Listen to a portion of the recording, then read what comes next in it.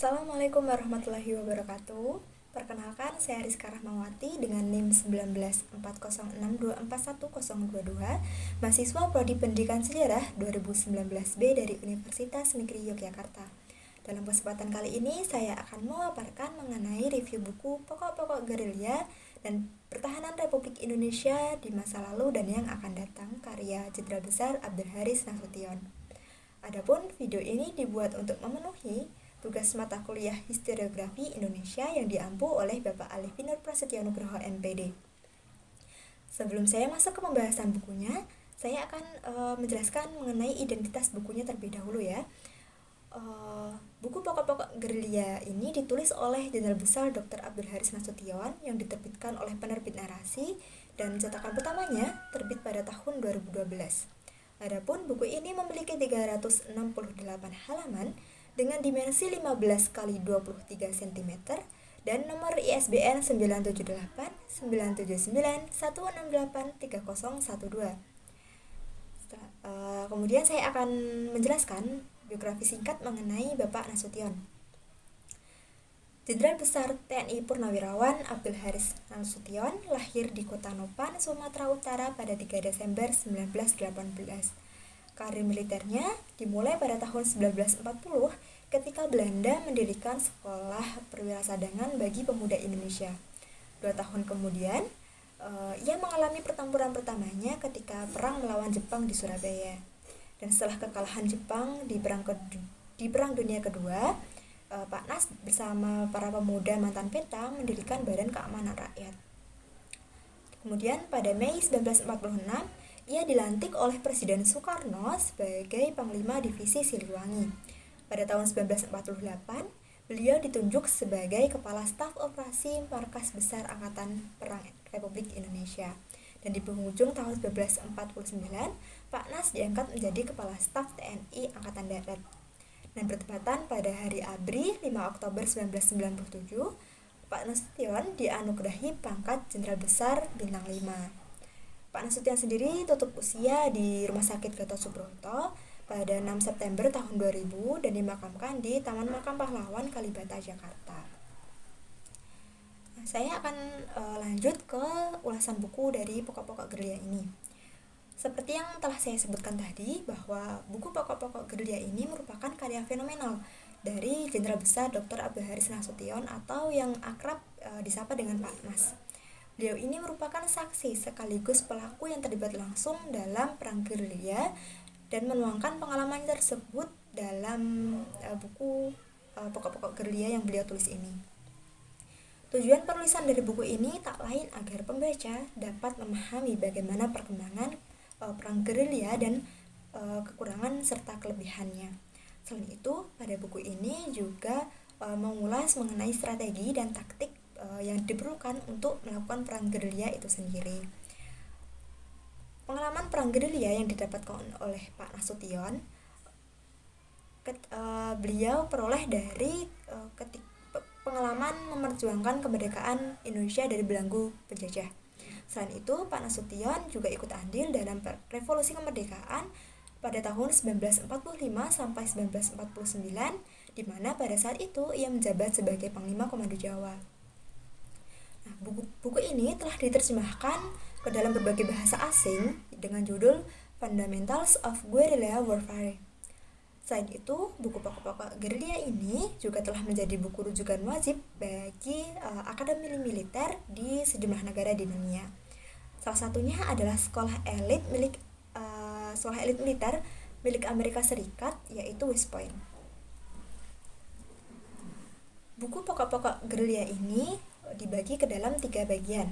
Bagian pertama menjelaskan mengenai pokok-pokok gerilya dan penjabarannya masih terbagi lagi ke dalam 13 subbab. Subbab 1 yaitu peperangan abad ini adalah perang rakyat semesta. 2. Perang gerilya adalah perang si kecil atau si lemah melawan si besar atau si kuat.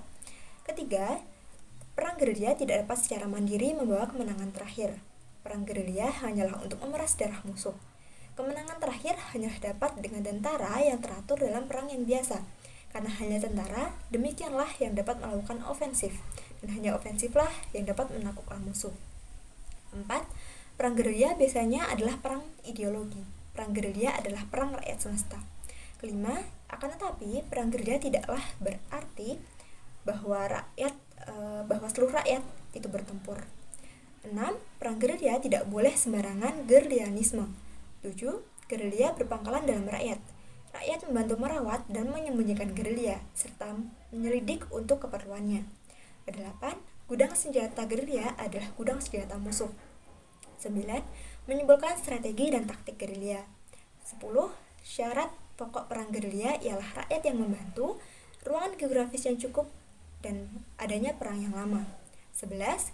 Perang rakyat yang total memerlukan juga memberikan pimpinan yang total pula, dan bukan saja pada puncak nasional melainkan juga pada daerah-daerah gerilya yang terbawah. 12. Perang anti gerilya harus menuju kepada memisah gerilya dari rakyat pangkalannya, dan karena itu lebih-lebih harus mementingkan gerakan politik, psikologis, dan ekonomi. Gerilya harus dilawan dengan senjata-senjatanya sendiri. Kegiatan ofensif, kemampuan yang mobil dan fleksibel. Dan terakhir, sari-sari pengalaman gerilya tentara pembebasan rakyat Tiongkok. Nah, itu tadi untuk bagian pertama dari buku pokok-pokok gerilya. Selanjutnya untuk bagian kedua, dalam buku ini membahas mengenai gerilya dan perang kita yang akan datang. Pada bagian ini dijabarkan kembali ke dalam 10 subbab dan menguraikan tentang persiapan apa yang perlu dilakukan ketika taktik perang gerilya ini digunakan kembali di masa yang akan datang. Dan pada bagian terakhir berisi mengenai instruksi-instruksi gerilya yang terpenting tentang tahun 1948 sampai 1949. Dan pada bagian terakhir ini dibagi ke dalam 5 subbab. Pada bagian terakhir menjelaskan mengenai beberapa instruksi yang diberikan terkait perang gerilya dalam upaya mempertahankan kemerdekaan Republik Indonesia. Instruksi maupun maklumat yang diberikan pada saat itu antara lain penjelasan mengenai persiapan tata cara perang gerilya sebelum adanya agresi militer Belanda II, instruksi pokok mengenai pemerintahan gerilya dan pertahanan rakyat yang ada di Jawa, instruksi mengenai pertempuran gerilya, instruksi dari pimpinan-pimpinan yang lain, pengadilan pemerintah militer, serta pemerintah gerilya di desa-desa dan kecamatan. Nah, itu tadi sekilas tentang ulasan buku pokok-pokok gerilya. Selain itu, saya melakukan penilaian terhadap buku ini yang saya bagi ke dalam kelebihan dan kekurangan. Untuk bagian kelebihan, buku ini menguraikan penjelasan mengenai perang gerilya tidak hanya secara teoritis saja, tetapi apa yang dituangkan merupakan pengalaman langsung dari penulisnya, bagaimana penyelenggaraan perang gerilya di lapangan pada masa itu dilakukan. Buku ini juga memuat mengenai bagaimana perkembangan perang gerilya, kekurangan dan kelebihannya, beserta strategi pengimplementasiannya. Uraian yang disajikan oleh penulis dibuat secara populer agar pembaca yang tidak memiliki latar belakang militer sekalipun dapat dengan mudah memahami isi dari buku ini. Dan pada buku karya Pak Anas ini juga mencantumkan daftar singkatan yang tentu saja dapat mempermudah pembaca apabila masih awam atau tidak familiar dengan singkatan yang terdapat pada buku tersebut. Dan pada awal dan akhir buku juga dilampirkan beberapa foto dokumentasi untuk menunjang buku pokok-pokok gerilya ini. Nah, di samping itu buku ini juga memiliki kekurangan, di antaranya pada buku karya Pak Nasution ini bisa dikatakan hanya terfokus pada Pak Nasution saja. Uraian ataupun penjelasan yang diberikan hanya berasal dari satu sudut pandang, yaitu Pak Nas sendiri. Dan pada buku ini juga tanpa menyebutkan dari mana sumber pemahaman atau inspirasi mengenai perang gerilya itu berasal. Hal ini tentu saja menimbulkan suatu pemahaman atau persepsi di mana bahwa perang gerilya itu berasal dari gagasan Pak Nasution sendiri tanpa melibatkan orang lain di dalamnya.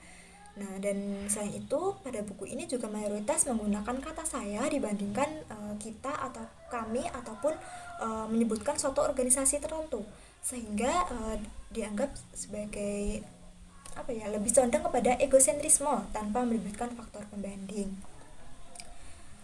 Baiklah, itu tadi pemaparan saya mengenai review buku pokok-pokok gerilya di karya Jenderal Besar Abdul Haris Nasution. Apabila terdapat pertanyaan ataupun tanggapan dalam bentuk kritik dan saran, bisa dituliskan di kolom komentar. Demikian yang dapat saya sampaikan dalam video kali ini. Kurang lebihnya saya mohon maaf. Kim Taehyung makan bakwan. Thank you everyone. Kim Seokjin hobi mancing. Thank you for watching. Wassalamualaikum warahmatullahi wabarakatuh. See you in the next video. Bye bye.